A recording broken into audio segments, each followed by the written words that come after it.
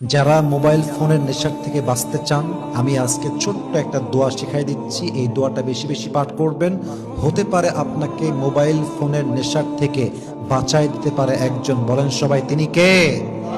আপনারা সবাই পড়বেন, আল্লাহুম্মা জাল হাযাল হাতিফা সাবাবান লিতাআতিকা ওয়ালা তাজআলহু সাবাবান লিগফলাতিনা। পড়েন সবাই আমিন। এর অর্থ হচ্ছে, হে আল্লাহ, এই ফোনকে আমাদের জন্য তোমার ইবাদতের মাধ্যম বানাও, আমাদের গাফেল হওয়ার মাধ্যম বানিও না। এই দোয়াটা যদি আপনি প্রত্যেক দিন করতে পারেন, হতে পারে আল্লাহ আপনার দোয়া কবুল করবে।